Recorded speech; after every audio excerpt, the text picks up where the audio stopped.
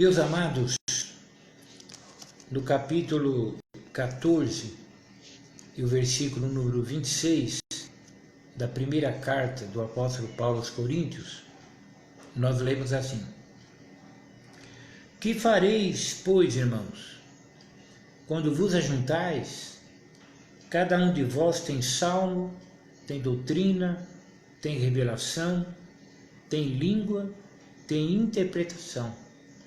Faça-se tudo para a edificação.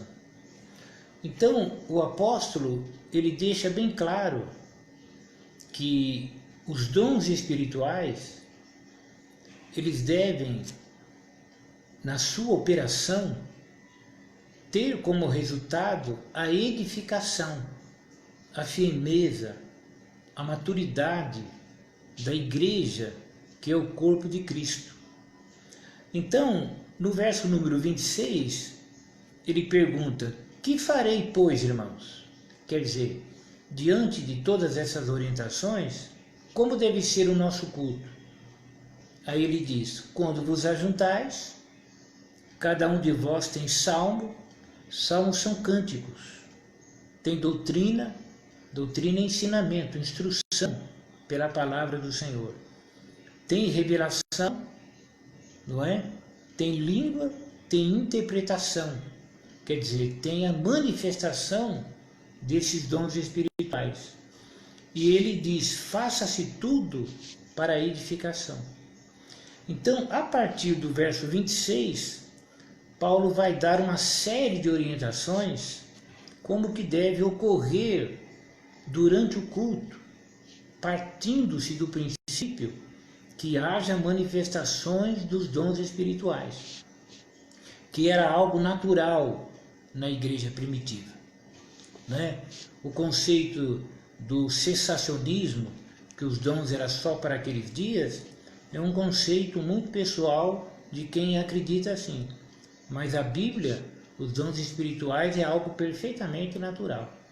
Então vamos acompanhar com o apóstolo Paulo os seus escritos para aprendermos e conferirmos com as nossas reuniões.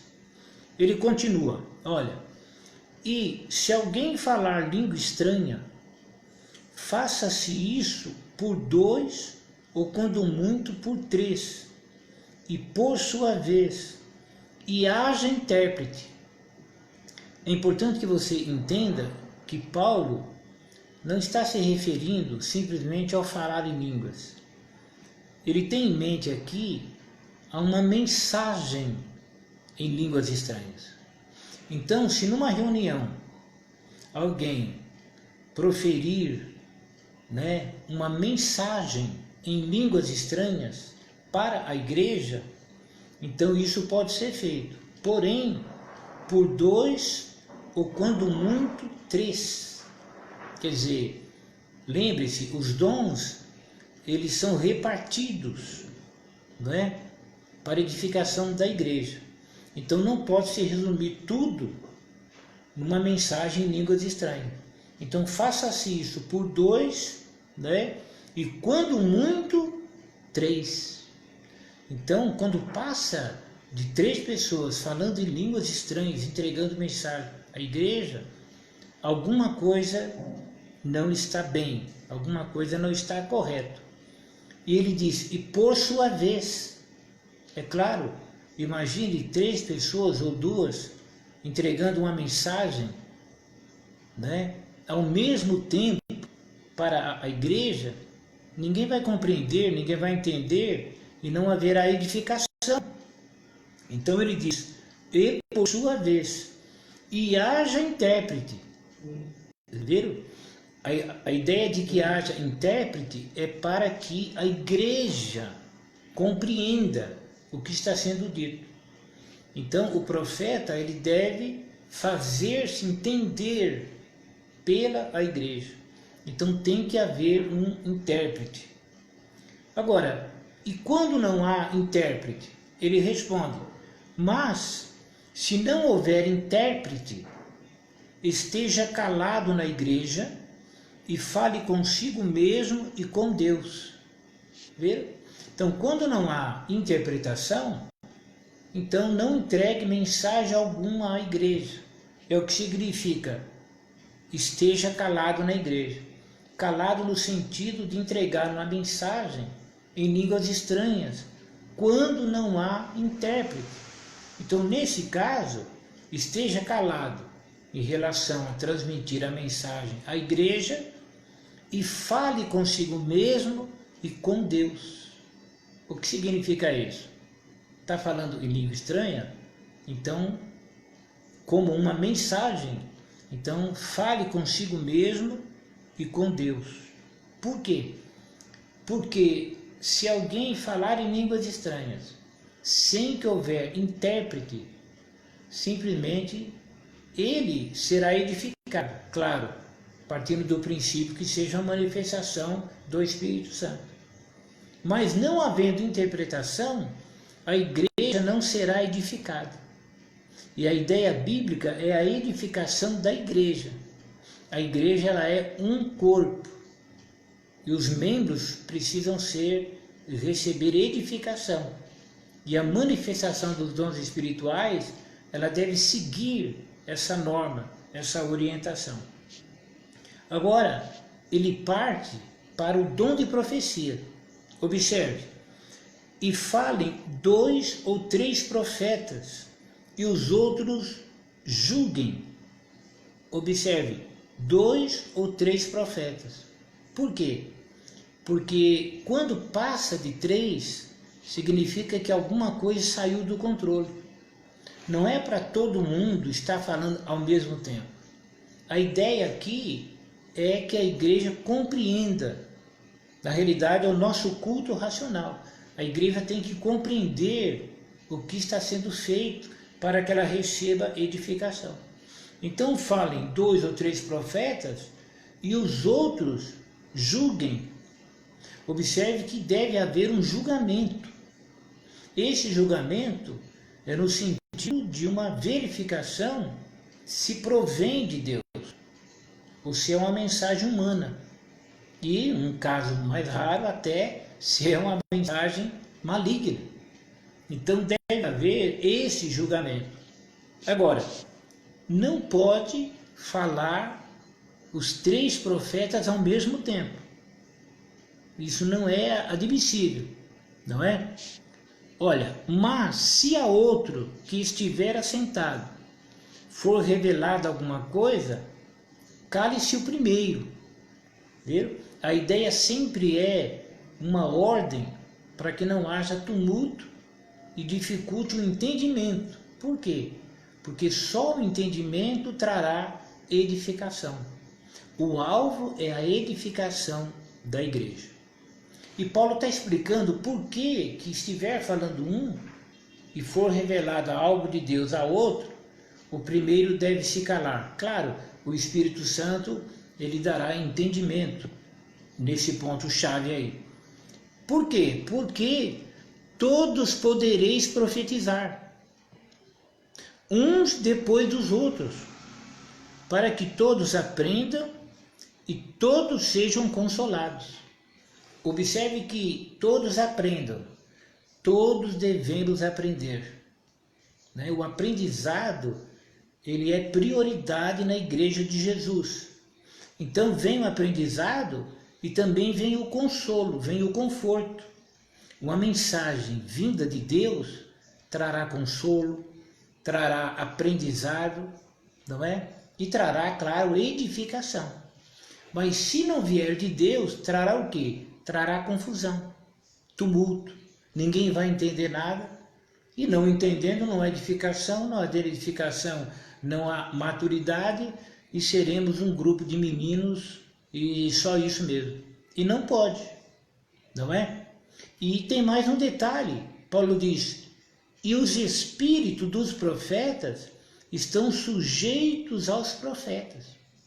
Observe que aqui não é o Espírito Santo, aqui é o espírito humano. E os espíritos dos profetas estão sujeitos aos profetas. Quer dizer, aquele que está profetizando, ele tem controle sobre o seu espírito, sobre o seu interior. Então ele deve entender quando a mensagem de Deus acaba e não tem mais nada de Deus. O que vier agora será humano. Ele deve entender, se ele estiver falando em línguas estranhas, de uma maneira que seja uma mensagem para a igreja, e não há interpretação, ele pode diminuir o tom e falar consigo mesmo e com Deus. Por quê? Porque o espírito dele está sujeito a ele. Claro, ninguém controla o Espírito Santo, mas o Espírito Santo não precisa de controle, porque o Espírito Santo não é de confusão, não é de bagunça. O Espírito Santo, ele edifica. Agora, nós precisamos de controle. E o nosso espírito, ele está sujeito a nós. Então, quem está profetizando, se ouvir um amém do dirigente da congregação, se mandar ele esperar um pouco, etc. tal, ele tem condição de parar. Por quê? Porque o espírito dele é sujeito a ele mesmo. A menos que ele tenha algum problema mental, ou ele tem um espírito rebelde. Mas ele deve sujeitar-se à orientação que vem de alguém que está sobre ele. Por quê? Porque o espírito dos profetas é sujeito a ele mesmo. E outra coisa, ele diz, porque Deus não é Deus de confusão, senão de paz, como em todas as igrejas dos santos. Ouviram? Quando é que há confusão? Quando não há ordem, quando não há submissão, quando cada um quer fazer aquilo que acha que deve fazer, e aí fica um tumulto. Então, quando há confusão, não é de Deus. Por quê? Porque Deus não é de confusão. Bem, e se há confusão e não é de Deus, é de quem? Bom, pode ser do homem, inexperiência, né? Algum problema até mental, ou então maligno. Aí certamente algum perturbado que entra na igreja e ninguém conhece e faz de conta que é crente, e na realidade é um diabo tentando enganar a igreja toda, e eu já tenho experiência nisso. Então nós temos que ter em mente que deve haver edificação. Deus não é Deus de confusão. Então quando a confusão ela começa, deve ser coibido. Só o ensino bíblico que pode fazer isso. O que nós precisamos é um trabalho preventivo. Se não há nada de prevenção na área dos dons, tentar consertar tudo no momento que alguém está profetizando, etc. tal, em alguns casos, gera mais confusão ainda. Então, observem que a ideia bíblica não é, nunca foi e não será proibir a manifestação dos dons espirituais, mas sim orientá-los no sentido do uso dos dons para a edificação da igreja. Uma igreja sem manifestação dos dons espirituais é uma igreja morta, é uma igreja que está morta do sobrenatural. Tem letra, tem isso, tem aquilo, tem muita coisa, muita formalidade, muita coisa engessada, mas não tem vida. O Espírito Santo, ele dá vida. Agora, é claro que o extremo é o quê? É a confusão. Então, cultos onde há gritaria, tumulto, é um monte de profecia, é um culto que não houve edificação.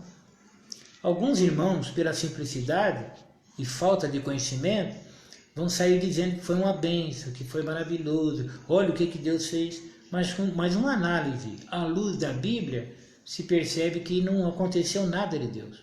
Foi a mente humana, muita meninice, falta de experiência. Isso deve ser tratado no sentido de um trabalho preventivo.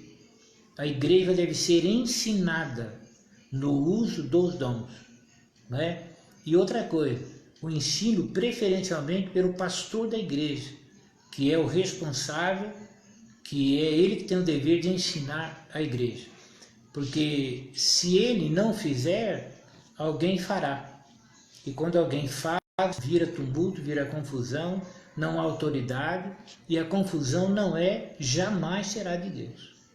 Então é preciso que haja entendimento mesmo. Bem, Paulo passa a falar das mulheres agora. As mulheres estejam caladas nas igrejas, porque lhes não é permitido falar, mas estejam sujeitas, como também ordena a lei.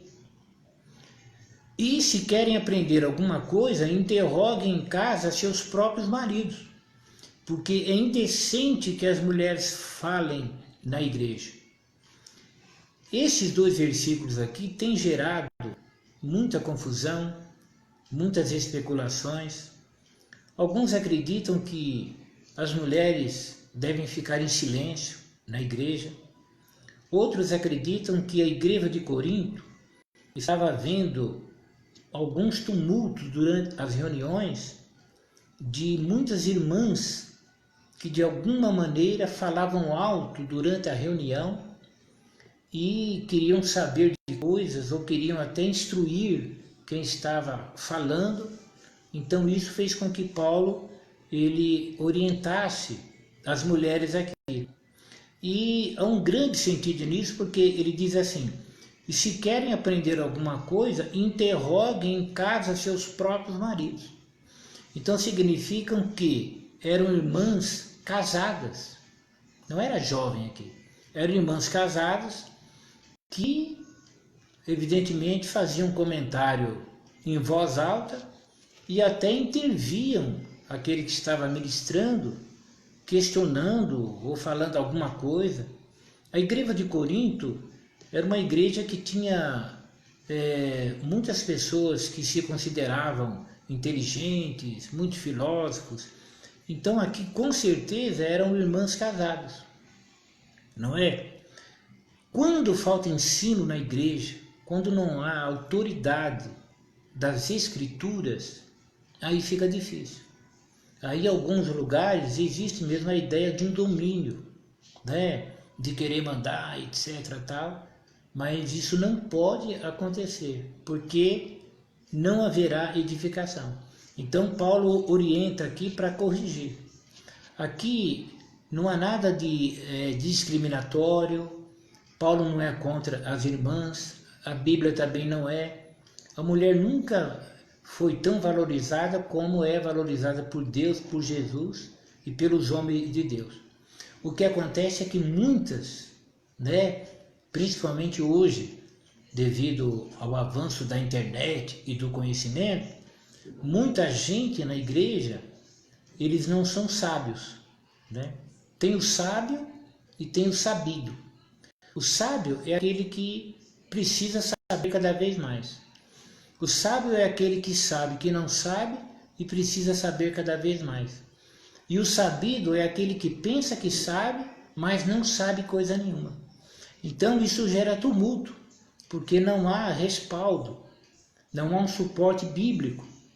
Então quando acontece esse tipo de intervenção, sem conhecimento bíblico, não há edificação.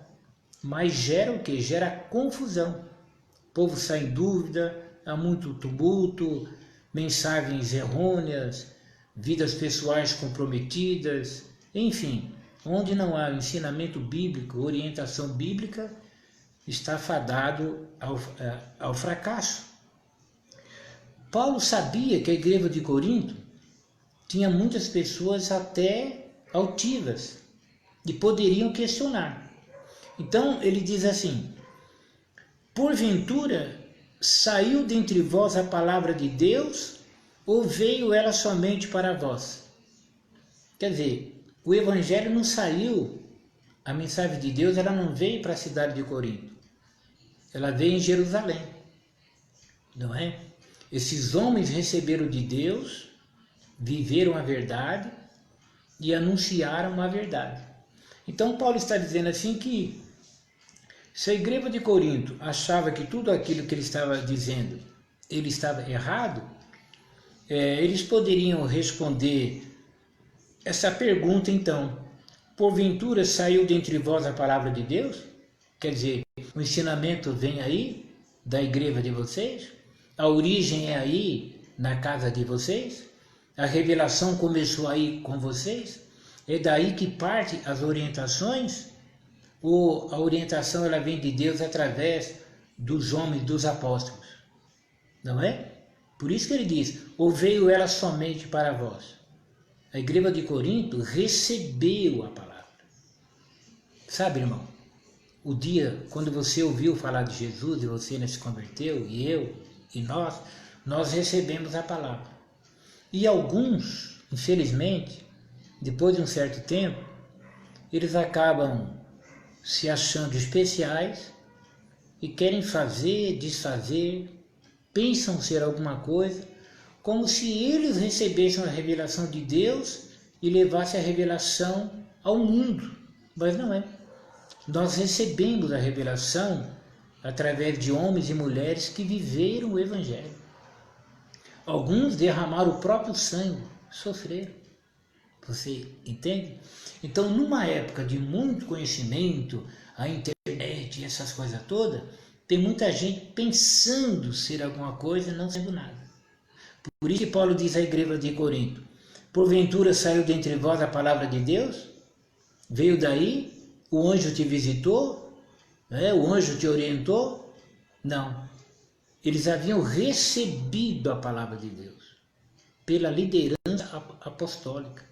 Paulo era um homem de Deus. Paulo era um homem que tinha um ministério.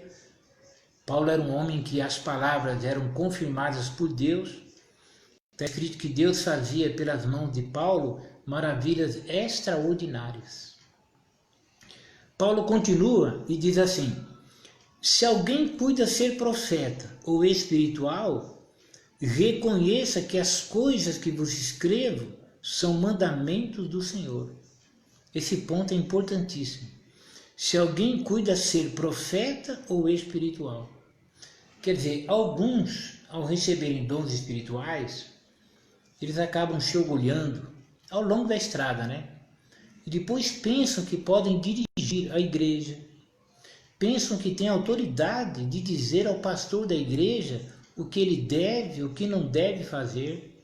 Pensa mesmo que pode reger a vida dos irmãos, se intrometer na vida pessoal dos irmãos, só porque tem um dom, né? Em alguns casos, esses dons são totalmente questionáveis, mas tem pessoa que pensa mesmo, não é?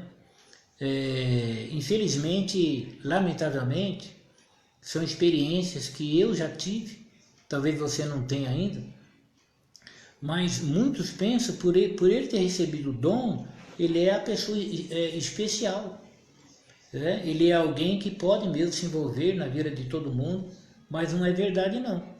A ideia é, Paulo diz a eles, se alguém aí se considera profeta ou espiritual, pessoa que está perto de Deus, que ouve as mensagens de Deus, Deus fala com ele toda madrugada e etc. tal, reconheça que as coisas que vos escrevo são mandamentos do Senhor. Viu? Então, quando discordamos das orientações bíblicas, nós estamos discordando dos mandamentos do Senhor. É verdade que alguns pontos são de difíceis compreensão, alguns até aparentemente polêmicos, mas é a nossa limitação. Deus é reto, Deus é santo. Não está entendendo alguma coisa? Vai orar mais. O perigo é abrir a boca e sair difamando, caluniando e falando um monte de bobagem em relação às ordenanças da palavra de Deus, que são retas e santas. Paulo diz, olha, se alguém aí cuida de ser espiritual, né, o profeta, reconheça que as coisas que vos escrevo são mandamentos do Senhor. Paulo está dizendo, não é da minha cabeça não. Não é que eu sentei em casa e resolvi que tem que ser assim. São mandamentos do Senhor, não é? Agora, Paulo sabia que alguns, eles não querem saber se é de mandamento do Senhor ou não. Eles têm a própria filosofia de vida e pronto. Então, Paulo diz assim, mas se alguém ignora isso, que ignore, viu? Paulo não vai entrar em choque. Paulo vai dar, numa linguagem nossa, né? Uma linguagem bem nossa. Paulo vai dar uma gelada nessas pessoas que ignoram. Se alguém ignora isso, que ignore. Se alguém ignora que os cultos têm que ter uma ordenança, que os dons espirituais devem existir, para a edificação da igreja, se ele quer ignorar essa verdade bíblica, que ele ignore. Não é? O fato dele ignorar indica falta de conhecimento, de espiritualidade, de conversão genuína, de novo nascimento e etc. Não podemos perder tempo com uma pessoa que tem uma mente assim. Então que ignore, o apóstolo diz. No verso 39, ele diz, portanto, esse termo, portanto, é um termo conclusivo. Portanto, quer dizer, diante de todas essas orientações, Paulo diz, portanto, irmãos, procurai, quer dizer, se empenhem nisso, né? Com zelo, zelo quer dizer com cuidado, com diligência, profetizar, viu? Não é pecado profetizar. E não proibais falar línguas. Em nenhum momento é proibido falar línguas estranhas. O que se orienta é, sendo uma mensagem para a igreja, não pode ser em língua estranha. Deve haver interpretação, para que a igreja entenda e haja edificação. Não é? Agora, se não há interpretação, fale consigo mesmo ou com Deus. Né? Mas, quer dizer, pode profetizar, tem liberdade para falar em línguas, mas faça-se tudo decentemente e com ordem. Vê? O que é decentemente e com ordem? De uma maneira que não haja escândalo e de uma maneira ordenada, mas que haja dons espirituais. Negar os dons espirituais, proibi-los, pressionar o profeta para que ele não profetize, isso aí é indecente e significa desordem. O correto é ensinar os irmãos que receberam o dom de profecia.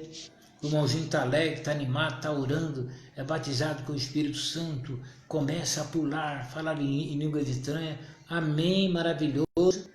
Mas a igreja precisa ter a parte do ensino bíblico, que são os cultos doutrinários. Culto doutrinário é culto de ensino. Ele vai aprender por quê? Porque do jeito que ele está animado, ele vai receber o dom de profecia, dom de revelação, e se ele não souber usar esses dons para a edificação da igreja, ele trará problema à igreja. Sim, aquele que foi ao batismo, aquele que recebeu o batismo com o Espírito Santo, se não for ensinado, ele trará problemas à igreja. E nós não queremos problemas, claro. Então precisamos ensinar a palavra de Deus. Claro que com amor, com carinho e essencialmente bíblico. Temos que aprender a parar de dar opinião nossa. Nossas opiniões só servem se estiverem fundamentadas nas Escrituras. Coisa da nossa cabeça não funciona. A igreja não precisa de psicologia. A igreja precisa de homens que Deus fale com eles. Isso resolve. Isso resolve. Então, amados, nós estamos encerrando, né, esse ponto aqui dos dons espirituais e oremos para que na terça-feira Deus coloque alguma coisa no nosso coração.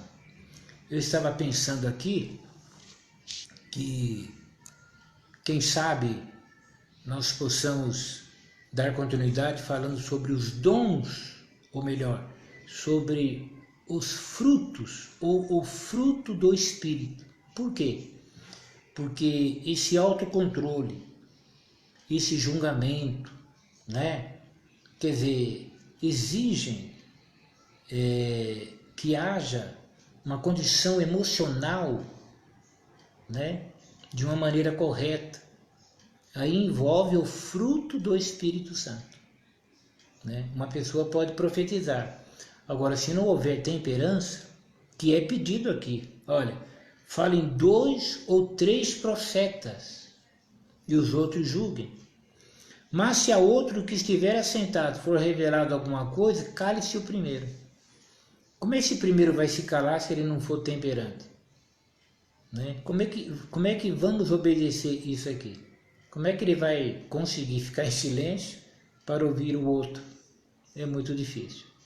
Então, eu deixo aqui até essa sugestão, e se os irmãos quiserem uma continuidade falando sobre o fruto do Espírito, os irmãos deixem o seu amém aí, de uma maneira que eu possa entender, dizendo sim, fale do fruto do Espírito, etc. tal, e eu, segundo a graça de Deus, nós começaremos a falar sobre o fruto do Espírito. Meus irmãos, eu estou encerrando agora, Deus te abençoe. Amanhã eu estarei postando, eu prefiro assim para evitar alguma interferência da internet, eu estarei postando a aula da escola dominical, aproximadamente umas 9h30, entre 9h30 e 10 horas, estarei postando a aula para a classe dos adultos. Deus te abençoe, que o amor de Deus, a graça do nosso Senhor e Salvador Jesus Cristo, ela esteja com cada um dos irmãos. Amém?